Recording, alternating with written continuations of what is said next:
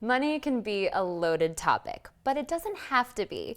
Brittney Castro, the founder and face behind financiallywisewomen.com, is helping women reframe the way they look at their finances. And she just so happens to be here today to tell us some of her coveted secrets. This may seem like a silly question, but I think when people are in a tough place, right, they find that it doesn't make sense to necessarily pay for a financial planner, right? To pay to learn about your finances. But why is it so important that they just take that leap and go for it? I love that you asked this question right off the bat.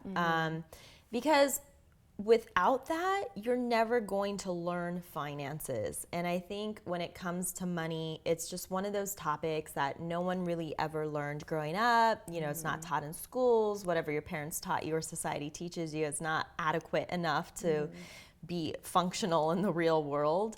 So really by making that investment with money into a financial planning relationship, or by taking a financial course, even if you feel like you don't have the money to do it, what you're saying is that you're dedicated to learning. And I think anytime there's a money component, it just makes it that much more serious for somebody.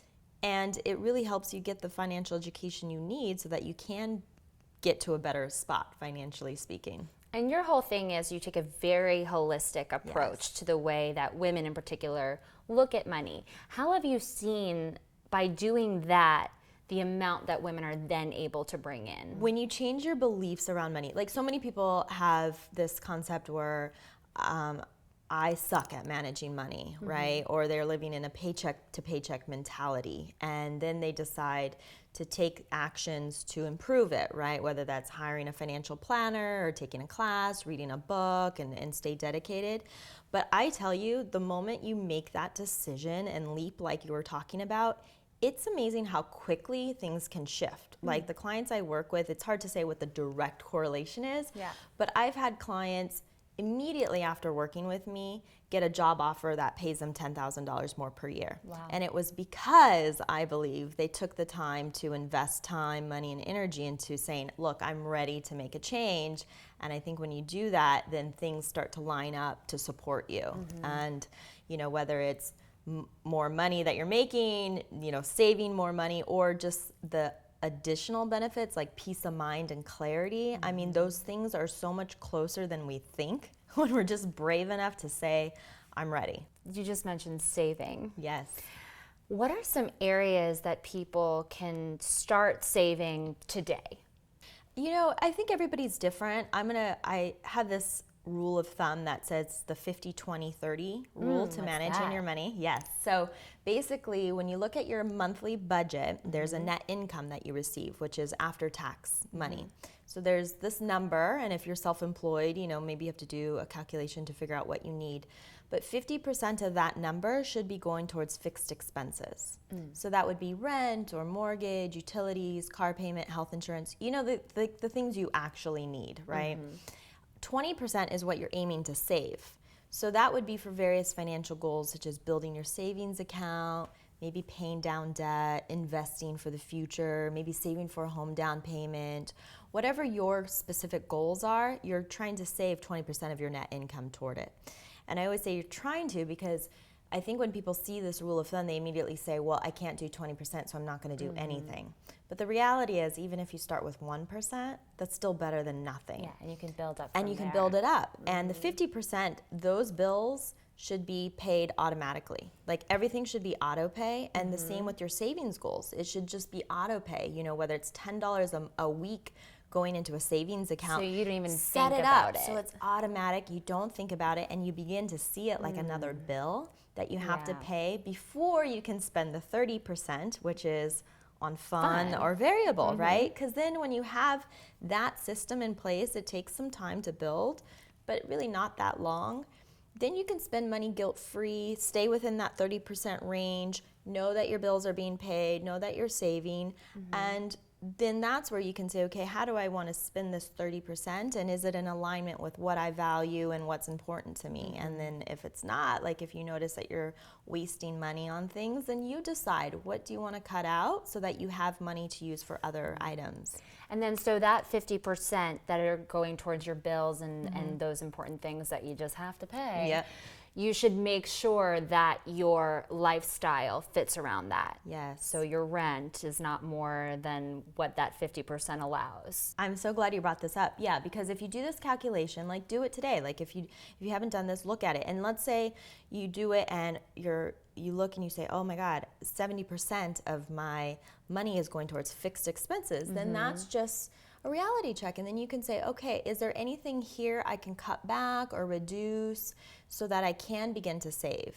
And if you really look at that and you say, no, I mean, I've cut out everything, I can't do anything, then I say, look at the other side of the equation, which is your income. How can you bring in more money every month? Maybe some side hustle, ask for a raise, whatever it is, think creatively so that then you have a little bit more money to get that ratio down. So do you coach people on how to get raises? Yeah, negotiation is so powerful, and actually women are naturally good at it. Really? Yeah, if you think about it, we negotiate all the time with our friends, with our family.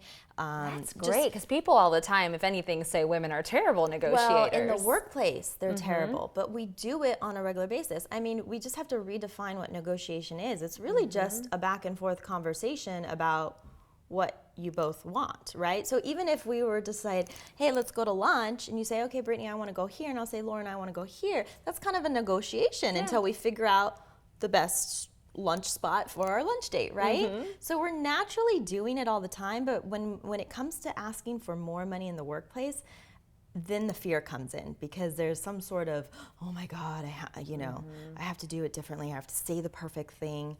But there are some tips. I have a video about it. But, one thing that really helps women, especially when it comes to asking for more money, is just be clear about how much money you need to make the equation work. So when you do a financial plan, what you're really getting clear about is also your income goal. Like maybe you don't need that much more. You just need a little bit more. So then you can schedule some time to have that appropriate conversation, bring it up and say, here's all the value I've been bringing to the table. Here's what I plan to do moving forward to help continue to bring in more value. Do your research and make sure that you're, getting paid fairly already, and go in there confidently, knowing that you deserve the extra money. If you're bringing the value, you deserve it. And then you know what you're going to do with it, because you have a plan that says, if you had the money, here's where it would go. So it just makes it that much easier. Okay, and I'm going to ask you a kind of tricky question. Yes. You can choose to answer it or not. Okay, love this. The income inequality that we see between men and women. How much of that do you think is societal, and how much of that do you think is women not standing up enough for themselves? Yeah, it's interesting. I don't know if I have a direct ratio for you, but I actually do believe, we've come a long way, right? I think women have come a long way in terms of managing money, making money in the workplace. But the truth is there's still the income gap. It doesn't, we all know it's like women make about 78 cents to every man's dollar. So I do think that we could increase that probably 10% if we just began to ask for more. Wow. Because I do really think now we kind of all have the tools, but it's that lack of confidence of women trusting that they bring value and feeling the meaning. I think, again, having a financial plan and really knowing why you need the extra money gives you the confidence to go in there and then claim it. But yeah, I do think a big part of it now is that we're just not comfortable asking, and that we could actually begin to learn these just little tips and ask consistently on a regular basis, so that we narrow that gap and get what we need. You start things out with your online money class in 6 weeks. Yes. What do you cover in those 6 weeks? So the first one I actually cover is a lot about money mindset, and this is the holistic part of financial planning that I do, really looking at your money past, what beliefs or patterns are holding you back, financially speaking, today. So many people never do this, and these scripts or these thoughts about money are running in your head whether you're aware of them or not. So by simply taking time to just look at your past, how did your parents handle money? What was said about money growing up? Did they always say things like, we're broke, we can't afford it, Because if so, maybe you had those same concepts that are running in your head and holding you back financially, and you're not even You're not realizing you don't it. even realize it. So we talk a lot about that in week 1, you know, money mindset, then go into just budgeting, saving, paying down debt, investing, which is huge. For women are really good investors once they learn, because women like to stick to the plan. Yeah, that's true. Right? We like we a don't plan. gamble as much. We're not as yeah. like men stereotypically are more of that like, hey, this hot stock idea, you know. Whereas women are like, what is working? Exactly. Women are like, yeah, what's the plan? Like, Yeah. I don't have time to worry about the day-to-day. Just tell me what I need to do, and then I'll stick to it. So I talk a lot about investing and insurance as well. And it's mapped out 6 weeks. Each week has 3 webinars with worksheets attached to it. And it's really meant to be the personal financial education that we never received growing up. That's great. And then people can work with you one-on-one if they choose, right? Exactly. So I have one-on-one financial planning. It's 6 months. We go through a comprehensive plan. I do a lot of education, help clients learn the strategy, and then I help them implement the strategy. So set up a budget, set up savings goals, help them open up investment accounts, get the right insurance in place.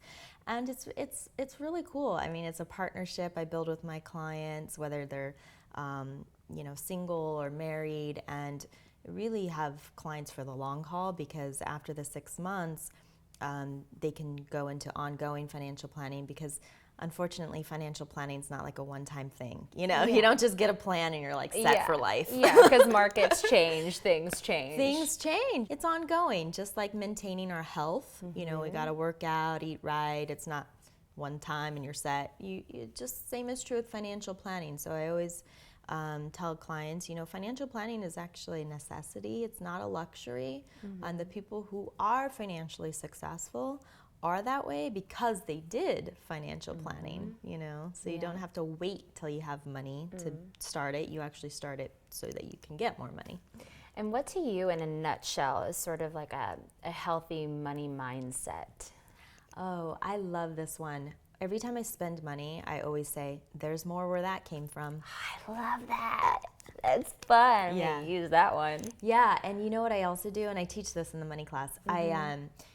Most of the times I'm spending on cards, so when I sign the receipt, I'll always actually add a heart, because it reminds me to check in and just have gratitude for the money I'm spending. And it's a simple thing, just by adding a heart.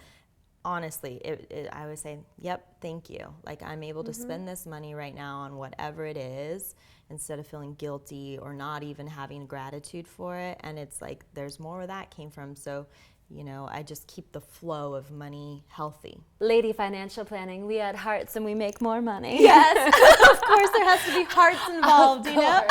I love it. Well, thank you so much. Thank you for having me. And guys, to learn more to work with Brittney, you can go to financiallywisewomen.com. And until next time, stay fancy, fabulous, and fun.